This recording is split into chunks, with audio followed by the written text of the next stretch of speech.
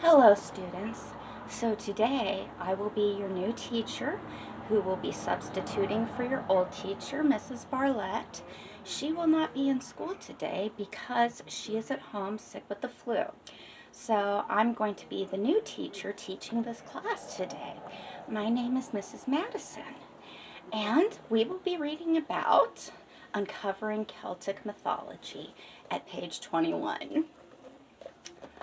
And she will be back tomorrow, but Mrs. Barlett is sick really bad, so she can't be teaching school today. So that's why I am here.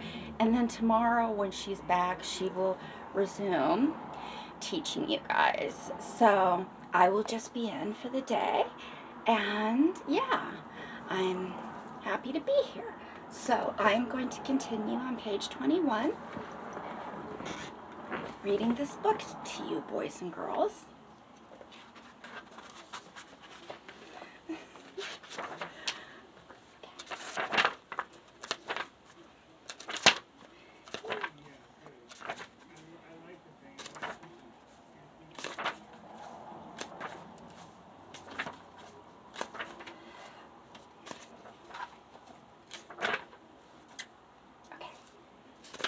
Okay, I was wrong. We'll be reading about the goddess Brigitte. Sorry. Okay, so boys and girls, let's continue. Brigitte.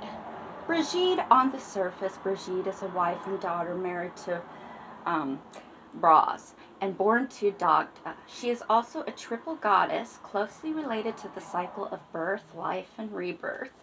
Brigitte is associated with many things, making her a goddess who can cover a large range of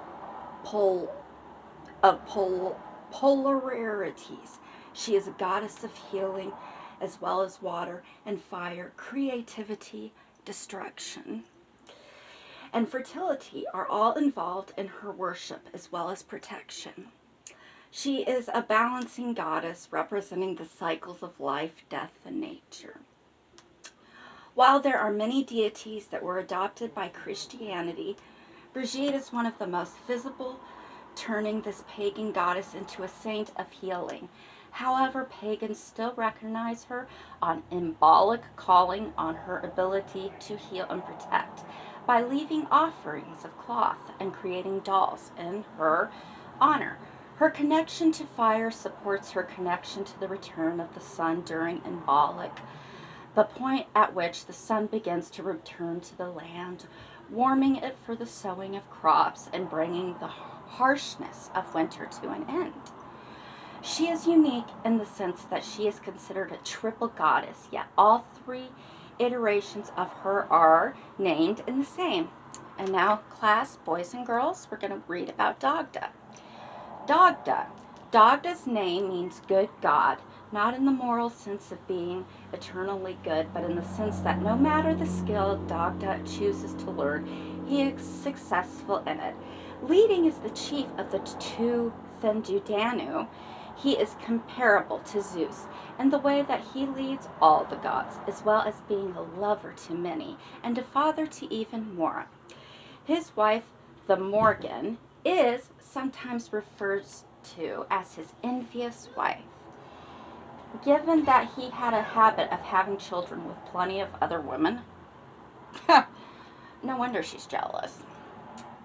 He was a charmer despite often being depicted as unkempt, appearing more like a laborer, fresh from workday, rather than being smooth and fit like we typically imagine a god would look.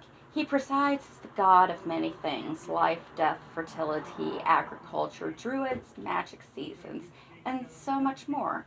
He collects skills and knowledge in a similar fashion to Odin of Norse mythology, forever consuming information and developing his skills. Dagda appears regularly in the mythological cycles and can be found predominantly in chapter 5. Danu. Now that's the next one we're going to read about, boys and girls. Danu. Okay? Danu.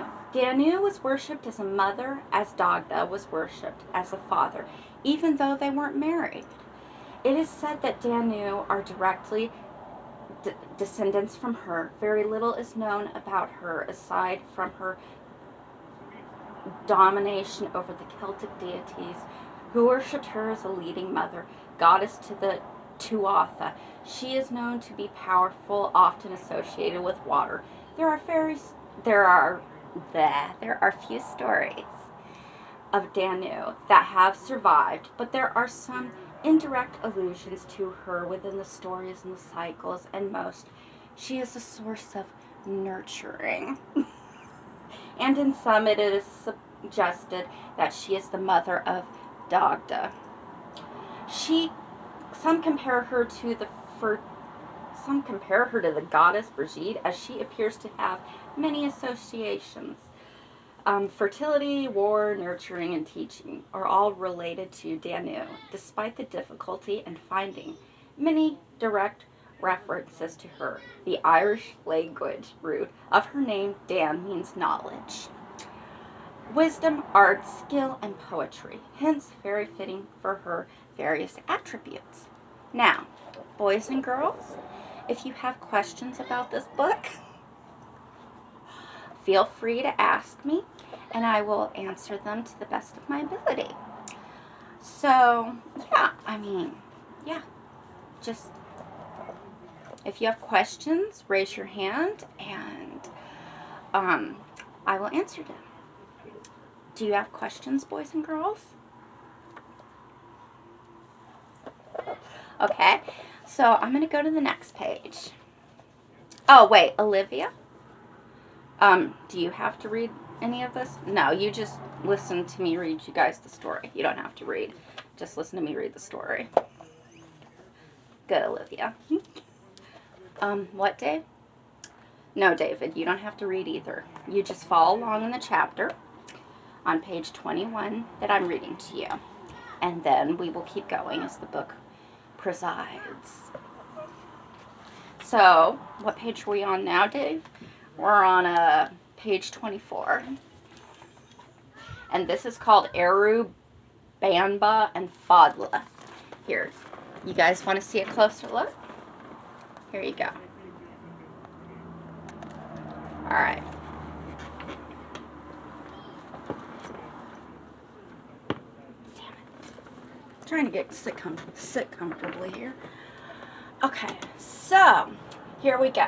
Eru, also known as Ire or Erin, along with her sisters Banba and Fadla, are revered among the triple goddess of Celtic lore, simultaneously a single and triple being.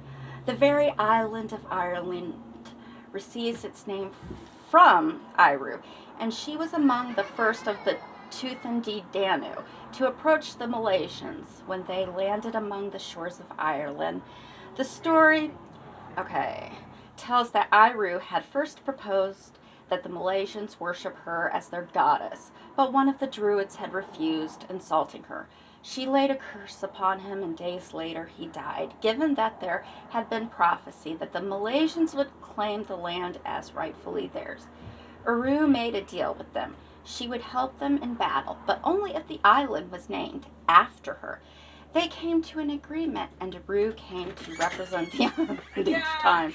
A new king of the High Kingdom took the throne. He would be married to Eru if he cared for her. The island would be healthy and prosperous. If he noticed her, the island would fall upon destitution and poverty. Today, Ireland is known as Erin's Isle. Okay, so that's all that I have for now, boys and girls. And tomorrow, Mrs. Hold on. Let me think a minute. Come on, Leva. Oh, crap. I forgot her name. Well, whatever her name is, we'll be back tomorrow, and she is going to read to you this part of the book, Lou. And then you guys will hear page 25.